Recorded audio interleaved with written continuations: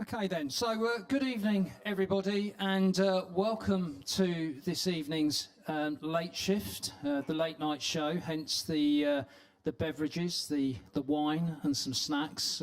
Please, as we go through the next hour, please help yourselves and enjoy a nice relaxing end to today. This session this evening, it's going to be an hour long. It's about applying climate and location data to make informed decisions. So just a bit of context and some instructions here. We're going to split this into three sections. I'm going to be moderating. I'll say a bit about myself in a moment. The three sections will do a couple of case studies to kick us off and warm us up. We'll then go into a couple of questions for our two presenters, who I'll introduce in a bit as well. We'll then go to a panel session, and again I'll be asking some questions. If by some miracle, because usually when I chair everything goes out of time, so I don't think we'll get a miracle tonight, but if there is time at the end, I'll offer the opportunity for a question or two from the floor, but I almost expect that not to happen, and then I'll have a little reflection and round up on what's happened. So if you're all sitting comfortably, then I'll begin. So my name's Ian Lisk. I'm chairing today as the president of the WMO Services Commission, the World Meteorological Organization. That role effectively means that I look after what the WMO does in the weather, water, climate and related environmental area services and applications role. Very exciting role, big job. But lots and lots of fun. I get to do interesting stuff like this. I have to admit that I am employed by the Met Office, so I'll admit that before we start as well. But my main job is the WMO role. So that's me. Again, welcome to the event. It's an exciting event. As you can see there, if we can go on to the next slide, please. I'm in control. There we are. I'll take control from now on in. One gulp of wine and I'm gone. There you can see what we're looking to actually cover through the course of today. Really exciting actually that the Met Office, the Ordnance Survey, Esri and the Geospatial Commission are really, really excited to demonstrate a transformative approach that demonstrates the ability for organisations and governments and other decision makers globally to understand how climate change impacts can therefore make informed resilience decisions that benefit us all. We will look to explain the approach, provide compelling examples of the applications, that's where you two come in, and have expert insight from the panel to enable you to understand how you can benefit from this transformative approach. Next slide, please.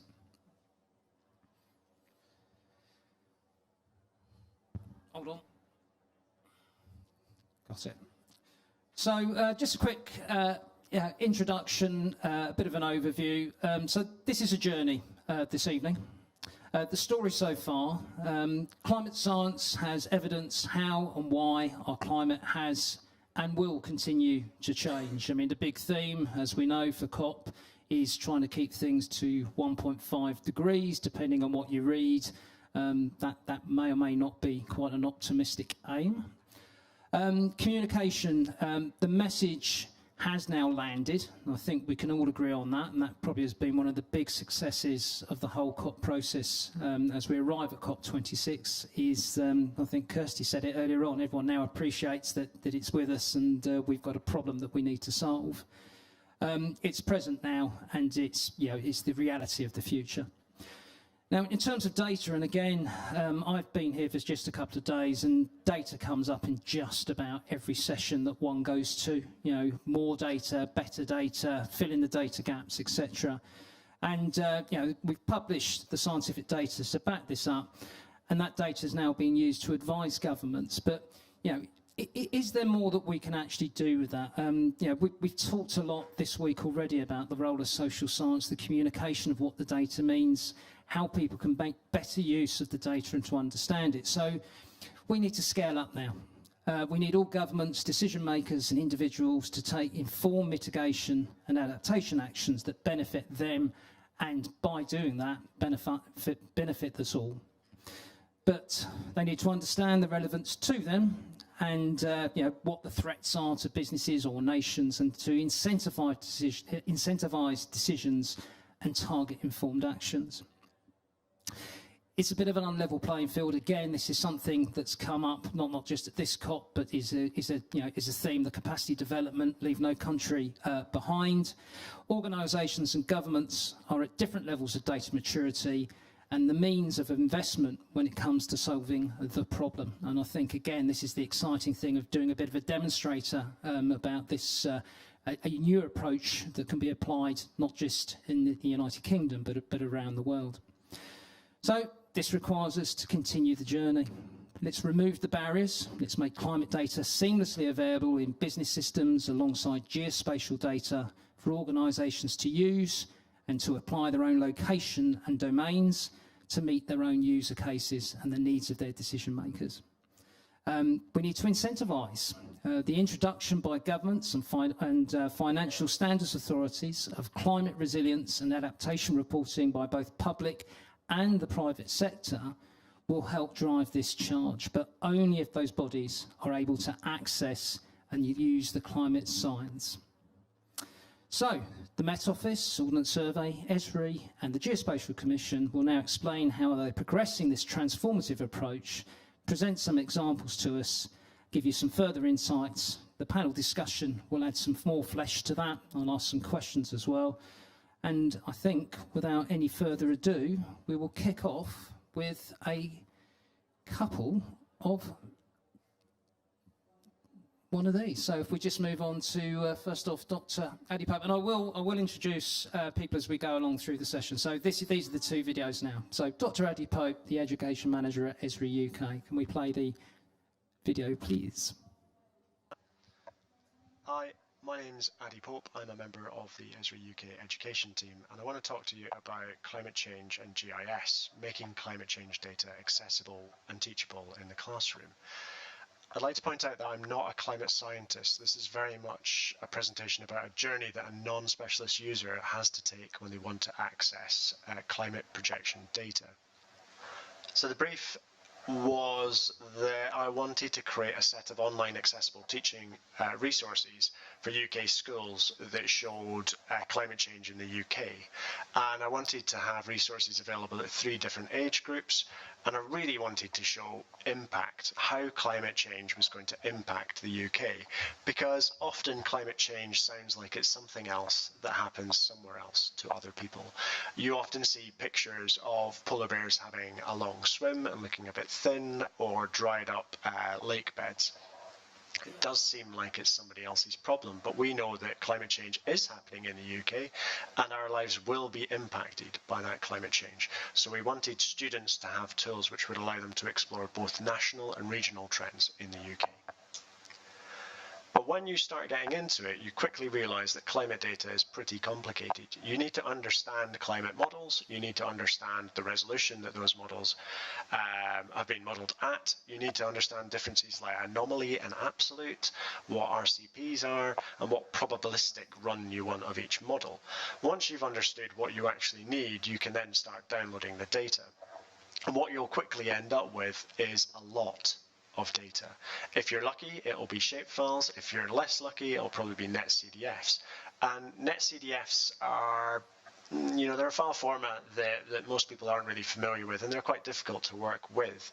But you can work with them. And to give you some context, we downloaded about 180 NetCDFs to produce dashboards like this. So this is based on about 140 NetCDF files to give us temperature and precipitation dashboards. So let's have a quick look at this dashboard in a browser. and see what it shows. So we've got the UK CP18 temperature projection data for our baseline period, our mid-century point and our late century point, and it's an interactive map. So you zoom in on one and the others follow. That allows you to either see the national picture, and you'll notice that these numbers at the bottom are changing, and that's showing the average across the area in the map, but you've also got the UK max and min, and you've got the change from the baseline. So let's come into Glasgow and see what happens. So we can see that in Glasgow, the current temperature, the baseline temperature is about 13.6 degrees, but it's going to rise to 16.4. So Glasgow is going to see an increase in its temperature in the summer. That's mean air temperature. We can change it to be maximum air temperature, and we can also change it from summer to winter. So we're giving the students an ability to really look in depth at seasons and maximums, minimums, and means. I'm going to swap back to summer, and I'm going to leave it on maximum and come back to a national picture. The final filter is showing the RCPs, 2.6 and 6.0 being a low mitigation scenario at 6, which we're showing now, or a significant mitigation scenario, 2.6. And you can see that the values do change, and most of you will understand why this middle one doesn't change, because the RCP scenarios, the outputs really do diverge after about 2050. But it gives students an idea that, you know, there's still something worth fighting for, that we can actually do quite a lot to mitigate the temperature increase by 2100 if we go on a significant mitigation path. But what's nice about this is that the teachers can use them as an interactive tool, they can use them as a front of classroom tool, or they could screen grab this map and get the pupils to explain it from a picture. It doesn't need to be driven interactively, although we would like that. So that's UK CP18 data, is temperature and precipitation, but what of the impacts? How does the climate change projection, how is it going to impact things like flooding or agriculture, health, energy use, transportation? How are these sectors going to be affected? How would a business or an organisation, in my case a student, use the data to understand the impacts? Well, you need to derive risk and impact from the climate data, and unsurprisingly, this in itself is not easy. But fortunately, there's a paper that has looked at this. It was published in 2021, so quite recent, and it looks at changing climate risk in the UK. They've taken the UK CP18 data and they've calculated the risk from a set of sector indicators to create risk data sets, which can then be applied by businesses or organisations to better understand the exposure to projected climate change. So let's have a look at what that actually means. Here's a dashboard which is very similar to the previous one, but it's showing rail adverse weather days. So the impact that climate change may have on our railways. To calculate that, you've got variables, you've got thresholds, sorry. You've got maximum temperatures above, when the air temperature is above 25 degrees, minimum temperature is below -3 degrees, or where the daily rainfall exceeds 40 millimetres or the snow depth exceeds 50 millimetres. When you combine all of those four factors together, you get a national picture of rail disruption. And again, we've got this slippy map. So we can look at the national picture, or we can zoom into an area which is going to be adversely affected by climate change. So commuters going into London may experience on average at the moment 31 days of disruption, but by the end of the century that will have risen to 91 days. And this is quite a powerful tool for teachers because it shows that the UK will be impacted by climate change. And again, all the information is there, so it should be self-explanatory, both as an interactive tool or as a screen grab in a handout. Now, we could just give the teachers these resources, these web maps, and let them get on with it. But what we've done is we've grouped them together into a portal which is called Teach with GIS UK, and you can see that we've partnered with the Met Office on this climate page. The Met Office's education team has been invaluable. They've really helped us and guided us through the climate data, which was a bit of a difficult task at the beginning. And they've also made sure that the language that we're using is correct as of the most up-to-date science. And without their help, these resources wouldn't be as strong and probably wouldn't be as relevant or used in the classroom. So you can see that we have our 3 key stages. And below that, this is showing, the climate science, and below that we have the climate change impact and adaptations. So a teacher may actually be teaching agriculture, but they may then think, well, why don't I show how agriculture is going to be impacted by climate change in the UK? So they can use it as a standalone. It doesn't have to just be within a climate focus.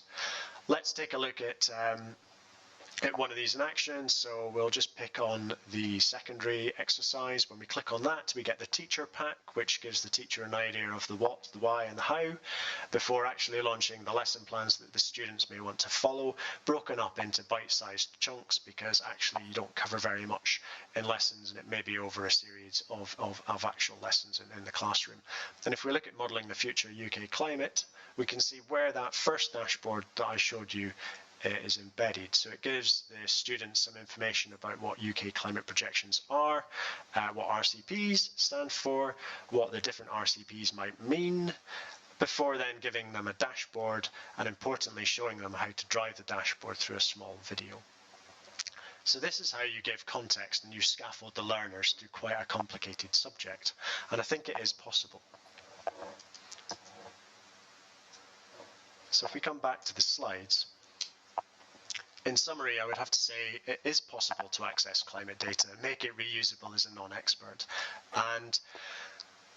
But to do that, you really need to understand how to turn climate data into risk indicator data sets, or in our case, find a paper and extract that data and then use it.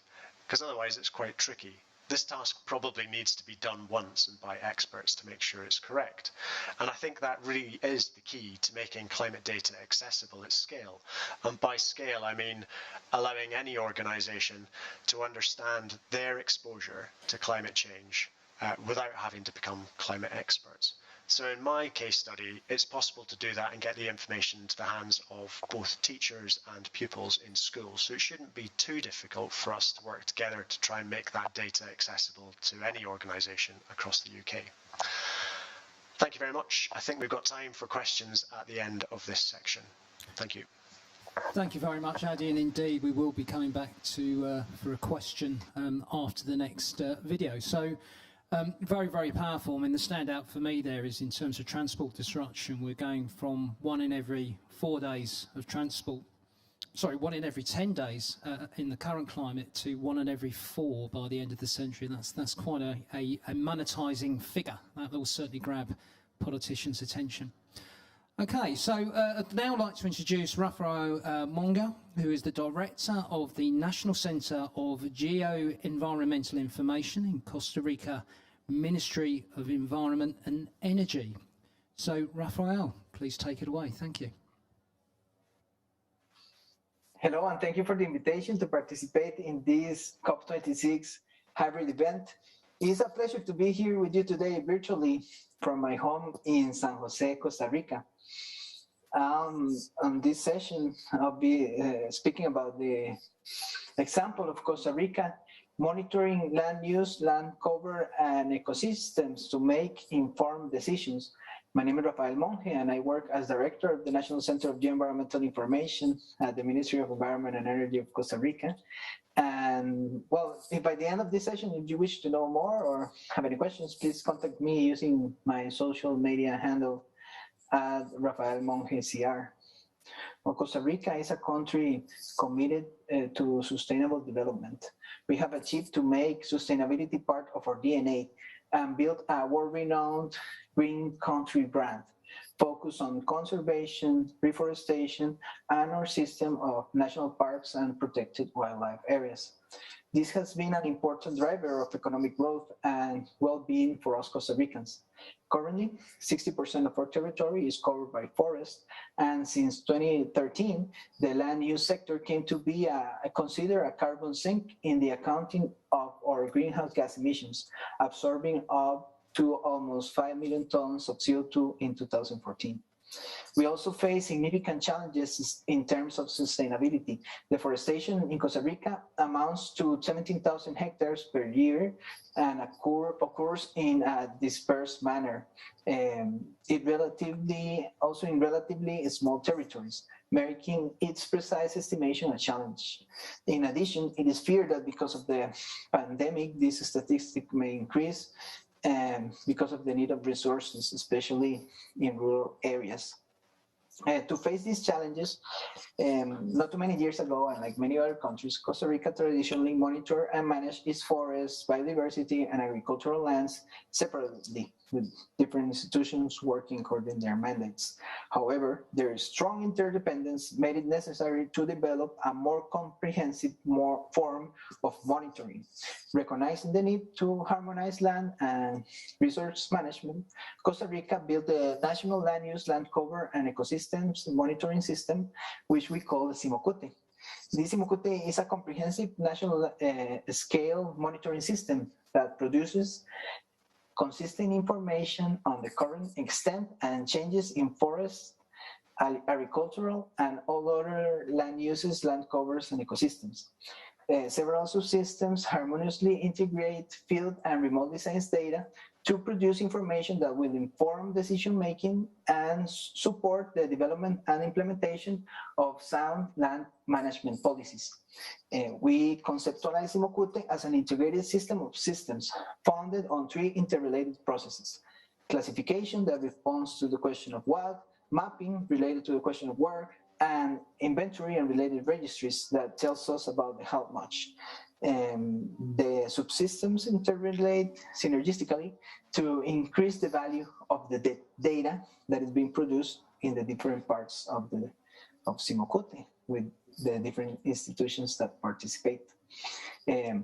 The key subsystems include sample-based area estimation to monitor changes in the areas of the country's land uses and land covers, to visual interpretation of these attributes from high-resolution imagery using a systematic grid of plots. Also, the field-based national forests and other lands inventory to monitor forests and other attributes that are only measurable on the field, and the mapping that describes the spatial distribution of the different land uses, land covers, and ecosystems. This has been constructed in a highly participatory fashion, including stakeholders from more than 40 government, academic, international, and other institutions that represent sectors like the environment, urban, and agriculture. And we have been working with this workgroup since 2017 with the sample-based area estimation workgroup, and later the other processes began, including the land use and land cover classification system, the mapping, the ecosystems, the national forest inventory, and agricultural lands. We initiated the design of Simocute in 2015, and in 2021 we formally adopted it through an executive decree signed by the ministers, by our president and the ministers of agriculture, environment, and also justice, since in the Minister of Justice, they coordinate the National Geographic Office of Costa Rica. This marked an evolution of Simocute from a design stage to an implementation stage. With this decree, we formalize a governance structure that includes an executive committee with representatives from these key sectors, agriculture and environment, and also representatives from our National Institute of Geography. And we have been also formalizing the working groups and the coordination unit that represents, in this case, ENIGA, my office in the ministry. But it's very important to highlight the level of integration that we have achieved in this process. This has not been an easy task and has taken a lot of effort, but with this structure in place, it's easier to develop initiatives in the country related to monitoring and in coordination with the different stakeholders involved.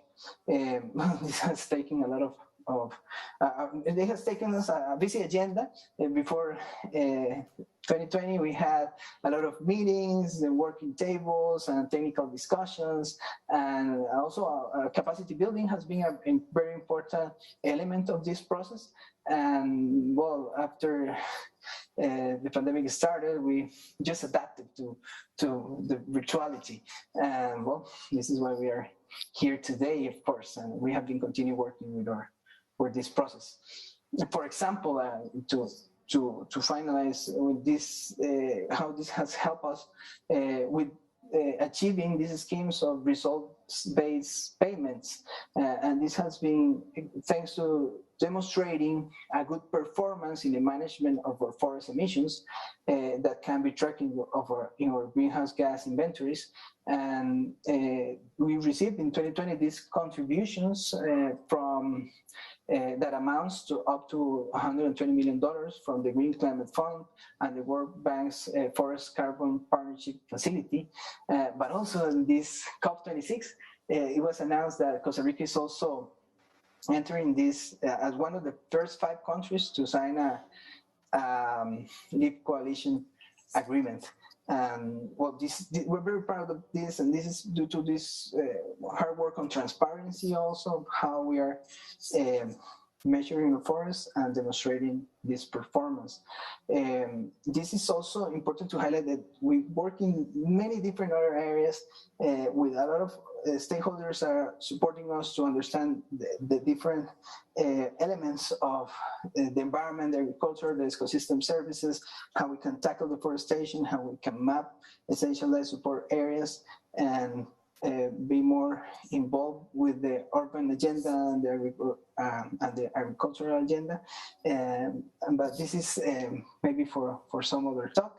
I invite you to visit our website, simocute.go.cr, for more information. Also, there is a case study of this Simocute in a Forest and Transparency under the Paris Agreement open online course that FAO developed. And well, what's important is how we create change with this information, how we can move to increase agricultural productivity and sustainability, add value to the tourism industry, and improve land use management with this work that we're doing to translate science and information into action. Thank you a lot for your attention. Pura vida. Thank you very much, Rafael. That was a fascinating run through. Again, what struck me there is the number of people that were involved. Sort of real evidence about to do really effective risk-based, impact-based decision-making, information. The number of people you need to have. So lots of happy, smiling faces, but a lot of them. So what I'm going to do now is just going to ask a couple of questions, one to Adi and then one to Rafael. I can't wait to see how this works, but here we go. So for Adi, how has this, what you've talked about, made climate education more effective, and can this be applied beyond education? So over to you, Adi. Hi, thanks. Hopefully you can hear.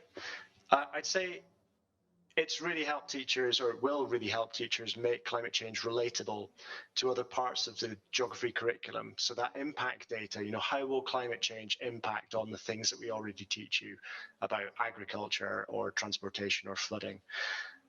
I think the other important thing is it gives the pupils the control to explore the area that they're interested in. With these interactive maps, they're not constrained to the examples in the textbook. They've got something where they can zoom into Grimsby, London, Cornwall, wherever they happen to be, or wherever they're interested in. The other thing is they're all in one place. Often you have a climate change example in a textbook, then you're looking on a random website, you can't find the link. Centralizing everything is to really make the life of the teacher easier. They've got a high stress environment anyway. Removing some stress is a really good thing to do for teachers. For the wider community, I think it's no surprise that the GI community will be increasingly looking at climate data and impact data over the next few years. The data that we've used in this paper is probably at too coarse a resolution to be actually usable in practice for many of our industry partners in Esri and beyond. But it's the first step, and it shows you what you can do, and hopefully more high-resolution data sets will become available for the wider industry to use to relate to their assets and their information to understand their risk and exposure to climate change. So it's the first step. Thanks very much, Adi. And as is always, increasing resolution, both in terms of what we can do with the atmospheric modelling, but obviously with the receptor databases is key here. And from personal experience, the receptor databases is at least as much a challenge as the atmospheric data itself. Okay, thanks, Adi. Raphael, over to you now. You've spoken about the processes that you've been through to create Costa Rica's national land use, land cover and ecosystem monitoring system. What advice would you give to other nations who are considering a similar approach? So over to you, Raphael. Thank you. Thanks for that question. Actually, it's a good one because there's a lot of challenges involved in developing these monitoring systems. But from our experience, what I can recommend better is to make it as ambitious as possible. Not only focus on one sector or one goal or one commitment, but try to integrate the processes, the information to the different areas that are interrelated. There's no option to do things separately now that we have the information, that we are aware of how natural systems work, what are their, how we can keep them in equilibrium. For that, you need to have information from the different aspects that are related, not only technically, but also politically. From our experience, as I mentioned in the presentation, we took from 2015 to 2021 to have formalized this monitoring system. And one suggestion that we had in the process was, why do you want to have the Ministry of Agriculture involved in this? Maybe you can move faster if you only do it with the Ministry of Environment. And we thought that wasn't a good idea because we want to have an integrated monitoring system. Now we want to reform our decree to include the urban or the housing ministry in it, because we think that this level of integration, not only technical, but also political, is important to develop this kind of systems. And that will be my recommendation for any other country that wants to follow this. So thank you very much, Raphael. And again, what I really liked about what's going on in Costa Rica with Raphael's project is similar to what we had with the previous session in here, which was the WAF session. We had a lady from Namibia who's just got on and done something with the information and the data. Actually made a start, not been saddled by the inertia of worrying about getting it wrong. So, full marks, my friend. Thank you to Adi and Raphael for those two great case studies. Really enjoyed them. We've got about 15 to 20 people in the room here, and they're all nodding sagely and enjoying their drink. Time for a drink for you two now, my friends. Thank you very much again. Okay, we're going to move on to the next element of today's session. So for the last half hour, we're going to have an expert panel discussion. Now, what I'm going to ask first is for each member of the panel to introduce themselves. I'll go on to the next slide. Just bear with me. Okay, so there is our panel. So in the order as it appears on the screen, please, you can just spend 30 seconds or so introducing yourself. We'll start with you, Talia. Thank you. Thanks very much, Ian. I am Talia Baldwin. I'm the director of the UK's Geospatial Commission. And the Geospatial Commission has been set up to provide the UK with an expert view on how to unlock the economic, social and environmental value from location data. So we've published a UK strategy in 2020 about how to take this approach. And I'm looking forward to talking on the panel about how collaboration can support access to location data to support climate change solutions. Thanks very much, Talia. David also in the room with me today. So Talia and David keep me company up at the front. So across to you, David, please introduce yourself. Thank you. Thanks, Ian, and good evening, everyone. My name is David Henderson. I'm the Chief Geospatial Officer at Ordnance Survey. Many of you will know Ordnance Survey as an organisation that produces wonderful maps. And of course, our data today underpins many more aspects of society, from civil society to policy development and service delivery, through to helping commercial organisations make better decisions.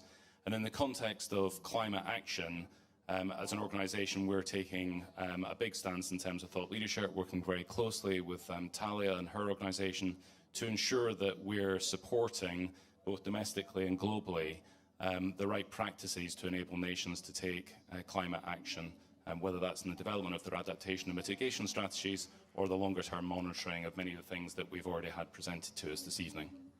Thank you very much, David. Now, online, we'll go to the online participants now. So if I can ask Charles Kennedy, please. Kennelly. Sorry, Charles.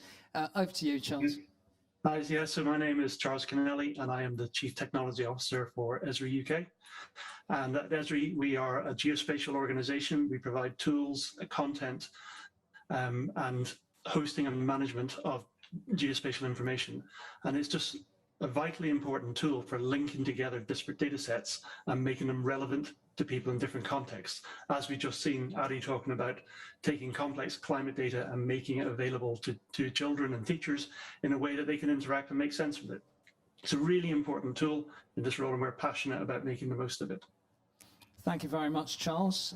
Moving on, if I can ask Jason Lowe, OBE. Please introduce yourself, Jason. Thank you. Hi, I'm Jason Lowe from the Met Office, where I'm a Principal Fellow and Head of Climate Services for Government. What that means is I get to interact with both colleagues who are producing new climate science, but also with people who want to use the data for making decisions or raising awareness. And I spend an increasing amount of time trying to bridge that gap between the two of them. So it was great to see the two example videos. Thank you very much, Jason. And finally, but not least, Sophie, I'll ask you to introduce yourself. And just a word of warning, you will be getting the first question as well, Sophie, so you can prepare yourself for that as well. So across to you, Sophie. Thank you. Great, thank you. And I'll make sure to stay unmuted then. My name is Sophie Sturgeon. Good afternoon, everyone, or evening.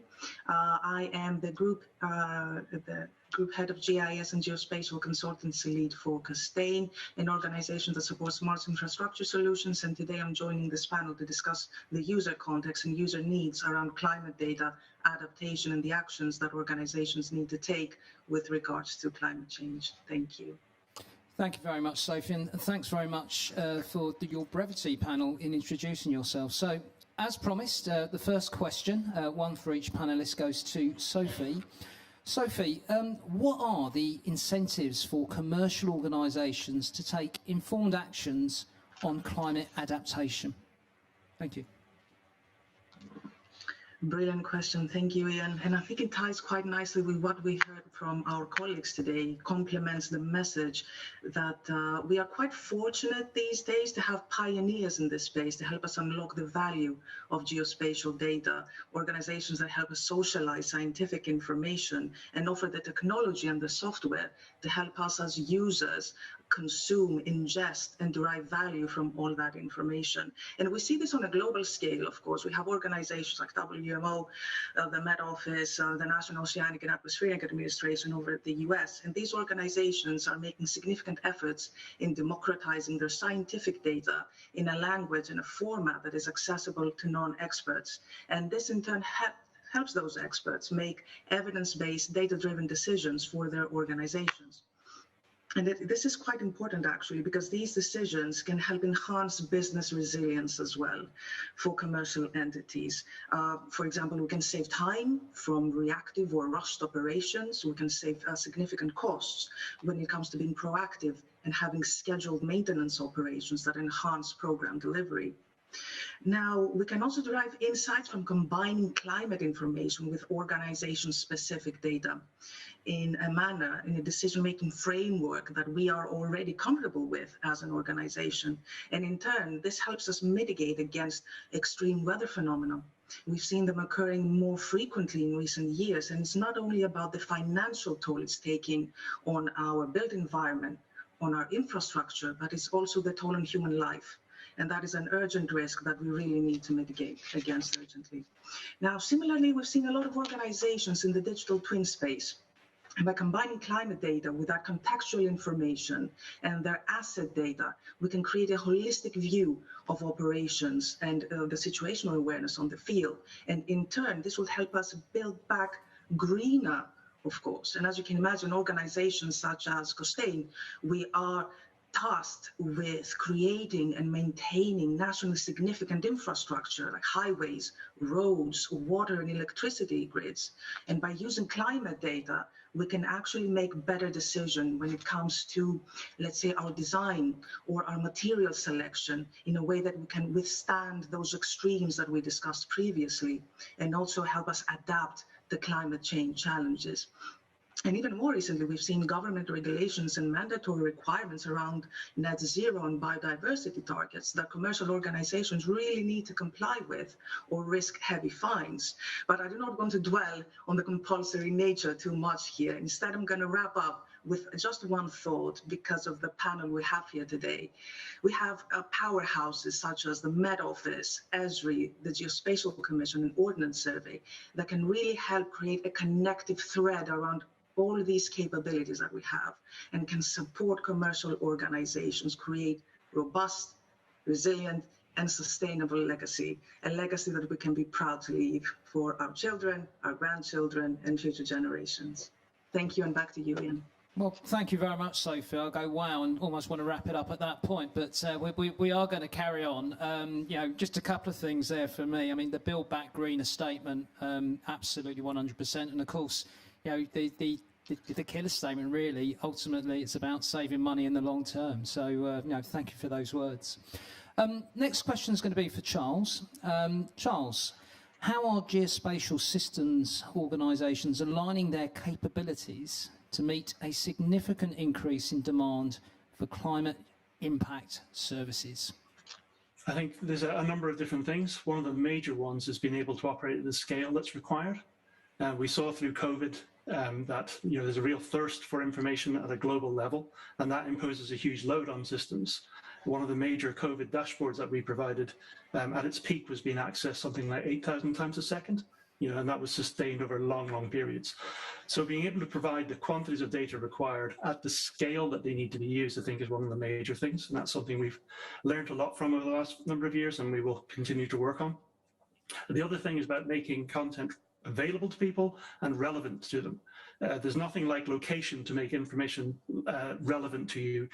We all want to know about what does climate change mean for me, what does it mean for my family, what does it mean for the company I work for my country. So helping people understand how they can use location to make information and the things that we learn from that relevant is really, really important, and developing the understanding of that and providing tools that let people make use of this data. It's as Adi talked about before, the volume of information is high and the decisions we have to make are complex, and that means working with data from multiple sources and then putting it in the context that I'm asking a question of.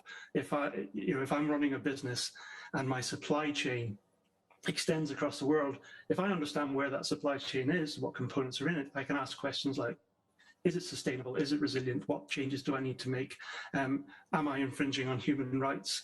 They're very easy questions to ask when you bring location into the mix, because it lets us tie these different data sets together. So I think our job is to make sure the tools are available at a wide scale, that the data is available behind it, that the right people can get access to it, and that it operates at the scale that we need to operate, which is a planetary scale. Thank you very much, Charles. And I must admit, as somebody who's been in the weather business for nearly 35 years, I find the data volumes that we're now playing with, with weather, water, climate, and all the other data sets we combine with them, absolutely mind-blowing. The numbers are incredible. So, the take-home about, you're talking about the scalability, the accessibility, and the relevance, I think, are absolutely key. So, many thanks for that answer. Next, we're going to go to Talia. And Talia, how is your organisation enabling a collaborative approach to this to maximise accessibility for organisations and governments at the global scale? That's a pretty big question. So we take a whole systems approach to data improvement in the Geospatial Commission and for the UK. And what that means is that we work with multiple partners across different sectors in both the public and the private sector to identify and start to tackle the problems around improving location data. And the UK strategy that I've mentioned is a blueprint for how best to approach that. It's set out in 4 different missions aimed at promoting and safeguarding the use of data, improving access to data, supporting improvements to capabilities, skills, and raising awareness, and also driving innovation in the collection and use of location data. And why that's relevant for the climate change agenda is because of the where questions. So where are emissions highest? Where is damage most being done by climate change effects? Where do we put our wind farms, solar panels, EV charging points? The strategy that we have is aiming to provide a strategic map to enable us to tackle those kinds of problems. And I think that the presentation that Raphael provided was absolutely brilliant in just identifying how complicated in the public sector the picture can be, where organically organisations have grown up pre-data economy and they have their own set of objectives and mission. And now we all know that it is most useful to bring insights that we have about location data together so that data is interoperable, it can be accessed in a common way. And we're trying to, with partners such as Ordnance Survey, improve the way that the public sector can get access to core location data that it uses across all of its entities in the UK. And in the private sector as well.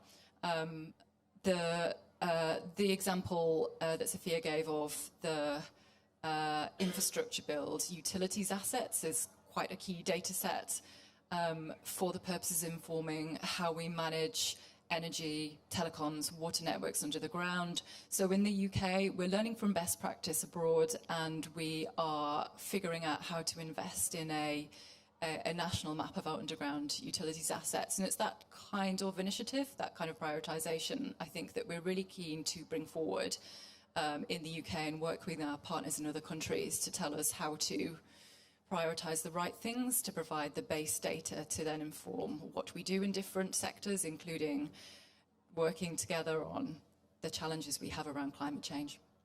Thanks, Talia. And that's just so good to hear. I mean, it's saying all the sorts of things. I've been involved in something called the Natural Hazards Partnership for 10 years, where, you know, basically the holy grail is the mashing together of these data sets to actually make weather information, never mind climate and other environmental data sets, mean something. And the biggest challenge has always been, where's the infrastructure, where are the bridges, you know, where are the houses, where's the population? So great to hear. I mean, the words, you know, public and private, you know, I think this has to be something moving forward. There's always a fear in the public service about the private sector. God, we have to work together. You know, so great to hear you say that. The UK blueprint as best practice, Raphael's reference to the work that he's done as well, and the where question. You know, this is what this is all about, the where question. Thank you very much. Okay, David, over to you for your question now. I've changed, no, I haven't changed it. What capabilities do you envisage in geospatial data and expertise to facilitate this approach? Over to you, David. Yeah, thanks, Ian. And actually, I'll try and draw off a few threads of some of the talks we've had this evening, actually, because I think all of them have painted a really powerful narrative through how much the world has changed and is changing in the light of, as you said earlier on, Ian, the massive amounts of data that's now available to us. It's not that long ago when I joined Ordnance Survey that National Mapping Agency data, and you'll see it yourself at the Met Office, you know, were the predominant data in a world where perhaps other types of location data didn't exist. And of course, that's not the case anymore. So how does our organisation and how do organisations like ourselves fulfil a different type of capability? And I think it's really important to draw on that thread of interdependency between data. And I can't remember who said it, it might have been Sophie, that drew to the analogy of the connected thread.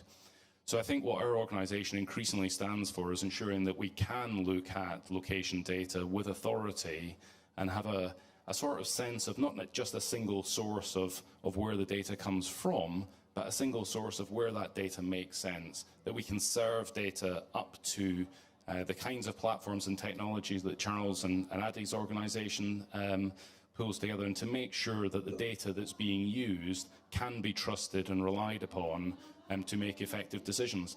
And here we are at COP26. I mean, these decisions matter, right? You know, we can't have ambiguity in the notion of the science that we're interpreting. It's really important that when we bring data together, it comes together as part of a framework which allows us to make best use of the science, but deliver it in a way which is useful to the end users. Today, our customers span both government, but also the commercial sector, many of the applications that Sophie was talking to and representing earlier, but also ourselves as individual citizens. We observe that we want to interrogate that scientific data. We want to engage ourselves in how the planet evolves. And I think we see our own role, Ordnance Survey and those of our sort of global partners, as making sure that we can provide the right infrastructure, data infrastructure, if you like, for that information to come together. I think just one last comment, because the conversation was about capability, so it's dead easy in a way to talk about sort of data-related capabilities, and we could get all really technical about some of that. But I think there's some real behavioural, collaborative type of capabilities as well. All of our speakers, in one way or another, have talked to the importance of being able to speak to the language of your stakeholder, keeping it simple, making it relevant. And I think Adi's presentation, along with Raphael's, really speaks to that. And making sure that we as organisations understand how best to deliver information that is immediately accessible and useful and can be relied upon by our stakeholders is something that's really important. And as a global community, that's something which we're working really closely with at the moment. Thanks very much, David. And again, those words, interdependencies, interoperability. I love the phrase, there is no space for ambiguity. With COP, there's always this sense of undermining the uncertainty, using the uncertainty to undermine the message. So, I mean, I throw my mind back to some of the flooding instances in the past where I've been aware of government ministers coming in with their favourite piece of paper with a load of, numbers and, maps they've got off the internet. As public agencies working with private sector agencies, to actually give that authoritative sense of something that looks really professional, covers so much weight. So thank you, David. So the final question, and of course my screen has lots, so just hold on 1 second, Jason.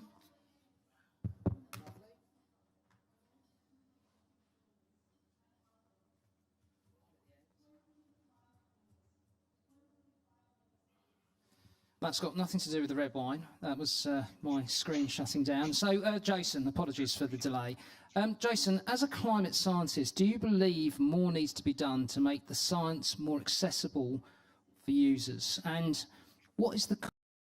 Find a way of actually getting it to those people who are making decisions, or perhaps they're at an earlier stage, they're simply raising awareness. And to do that, I think there are several stages, several things we really need to improve.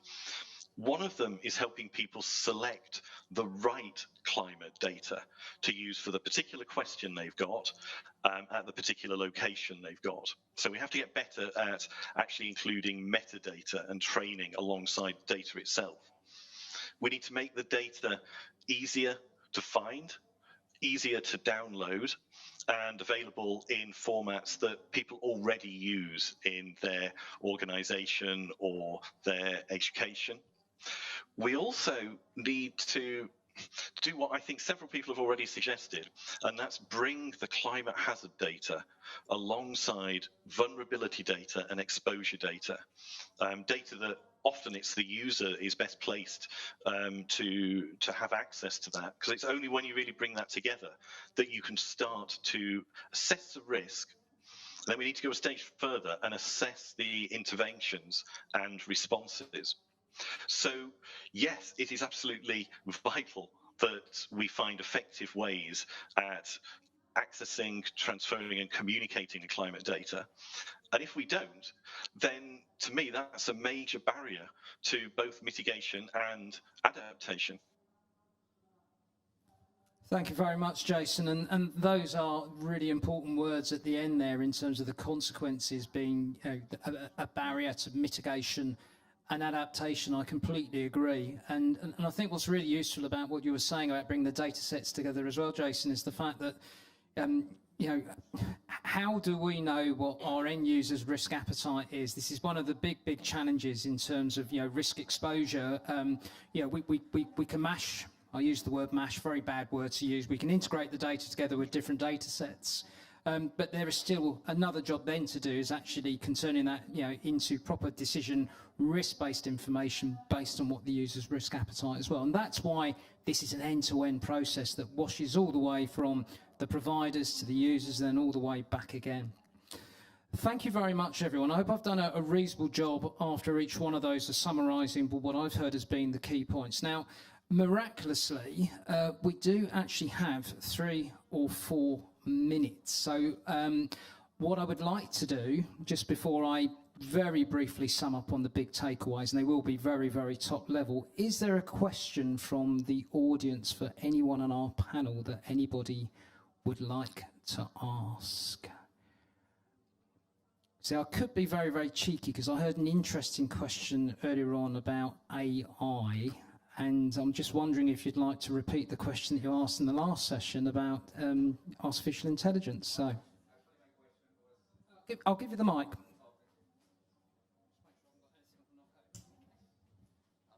Much. Yeah, I guess I'll introduce myself very briefly this time. I'm an assistant professor at NYU, and I work on risk analysis to extreme events for urban systems. So what I asked before was, what's the role of data in risk assessment? And I guess you've talked extensively about it, so I won't ask that again. But the other part that wasn't, I guess, covered was, what's the role of new technologies like artificial intelligence, data mining, in helping us understand or get this data for assessing risk and potentially testing adaptation or mitigation measures? Thank you. So maybe what I'll do, Charles, maybe if I just go to you first on that one, if you'd like to have a crack at that, and then in anyone else wants to put their hand up, we've probably got a couple of minutes. So Charles, off you go, and I see your hand, Jason, thank you. No, AI has got a vital role to play. It already is in many ways. Part of it is, we've talked about the volume of data and making it relevant to people. We can't monitor data at that scale without the use of tools like AI, and we're seeing a real growth in that for automatic detection of forestry, suspicious fishing, you know, methane emissions, and so on. So when we talk about making data available, I think in almost every case it's data in conjunction with tools that help make sense of it, and AI is almost the only way that we can make sense of some of these data sets, and then use that to you know, provide it to the right people in a context that they can make sense of, and automation around it is just vital to handling the volume and the complexity of the data that we face and the decisions that we have to make. Thank you, Charles. And Jason, last word from you, and I'll then just sum up AI. Yeah, I couldn't resist coming in, just because several of the meetings I've had today are actually on this topic. So some of the ways we're seeing it come into the production and use of climate data, we're seeing it help interpret observations. So for instance, we're looking at remote webcams and using AI to relate what they're seeing to the potential for overtopping. So it's building observational data sets. It's actually featuring within our dynamic models. We can replace some of the schemes with AI-based approaches. This morning, I was talking with somebody about how we use it for more effective downscaling. So taking some of the coarser simulations to a finer spatial scale. And we were also talking about how we can replicate some of the impact models, those that turn the hazard data into something that's actually more relevant to particular users at particular locations, with AI-based solutions. So it's coming in all along the production, the delivery, and the interpretation part of the chain. I think it's a massive development used alongside the existing techniques. Thank you, Jason. That's a good way to finish. So if we can just ask the technicians to put all the panellists up on the screen now, just going to give you some closest thoughts. So or closing thoughts from what has been a bit of a Graham Norton type of event here today. Me sat up here with my glass of wine. You know, it's just like watching Graham Norton on a Friday night. It's not quite as funny though. So geospatial, it removes barriers to use. It empowers users to act. And I think a really, really important point, it enables those actions at scale as well. There's a bunch of other stuff which obviously we'll look to reflect in our review of this particular event, but I think that's been a really, really engaging tool. If you could put your hands together, please, for the panellists. I think they've done a fantastic job. Panellists. And all that remains for me to say is that, you know, ironically, we did lose the screen because of an overheating issue in the technician. So we've got global warming loud and proud in this very room at the moment. So let's wrap it up there. My personal thanks to everybody who's been involved in putting this together, the panellists. I know there's been a lot of hard work over many weeks making this a really smooth sort of event. So thank you to everybody. Enjoy your evenings, your mornings, your nights, whatever it might be. And all the very best. And thank you to you in the audience in this very warm and stuffy room. Thank you very much.